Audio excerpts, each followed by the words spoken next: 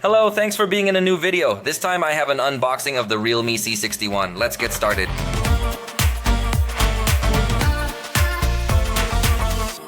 This device has a launch price in Mexico of 4,499 pesos. Obviously, we are talking about a device that competes at a low level, as are all the C-series devices, but let's gradually get to know it on screen.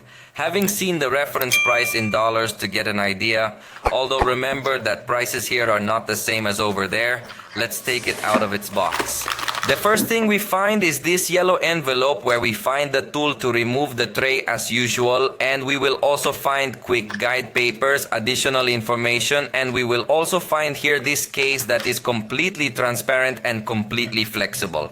A simple case, but in the price range it is appreciated that they include this kind of features. Now let's focus a little bit more on the cell phone to see what's coming through here. As you notice, we come directly to additional information given by the manufacturer of the things they want to highlight. For example, it says that the battery health is guaranteed for 40 months so that it doesn't suffer any wear and tear. It has facial recognition, fingerprint recognition, 90 Hz display, and IP54 level of resistance against water and dust, something that could stand out in this price range. And here we come across the device. It has a similar design to the iPhone and other devices that try to look like iPhone, although on the back cover we see a little different pattern. In this gold color edition there is also a green color edition that has this same pattern, but let's turn on the device and see what else comes over here included in the box. And as you notice, it comes with this 15-watt charger that I don't know why on earth they named it Superbox, but we've already seen that they used Superbox in 10 watts as well, so Superbox doesn't mean fast charging anymore. Remember that you have to see very well what power it is, because 15 watts I don't consider it fast charging in the price range.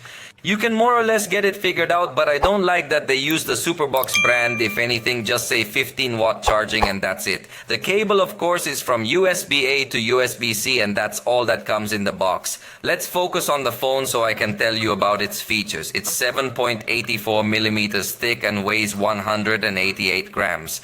Let's say that it has as one of its main focuses the design not only aesthetic but resistant.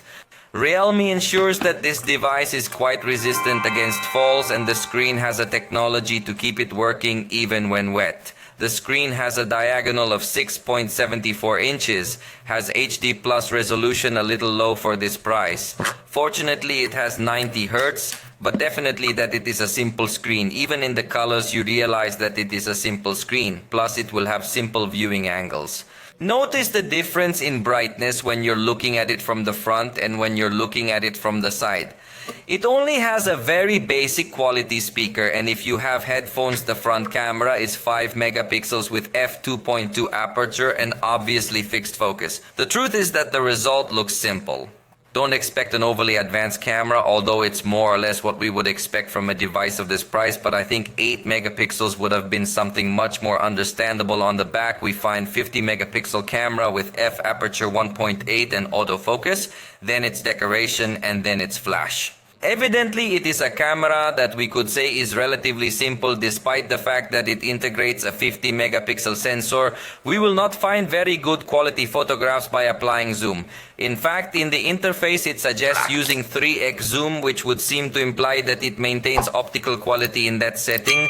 But it is not its maximum, it is 10x, and as I said, the quality is simple, so do not expect it to be a very advanced device in everything that has to do with photography. The battery is a 5000 milliamp hour and supports 15-watt charging, albeit in conjunction with a simple processor and a low resolution. Surely battery life is going to be one of its highlights. It comes with a side fingerprint reader and comes with 4 gigabytes of RAM that you can expand with virtual RAM, but I don't recommend it.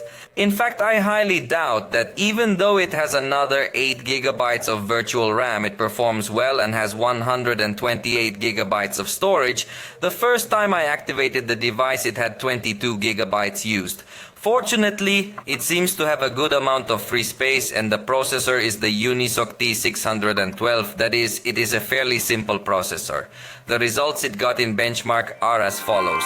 In Geekbench, it had 434 points in single-core and 1,477 points in multi-core. In Antutu, it barely reached 260,263 points. What does this mean? That it is an underpowered device. It is for very basic users, but honestly, in this price range, I would look for some other options or even from past years, as it does not seem to me that it stands out too much in any aspect. Possibly it is only going to stand out in resistance compared to other devices in the segment, but in the review I will tell you more details. For now, it has only been a first initial look. I hope you liked this video. If you did, you know you can let me know, and I'll see you next time.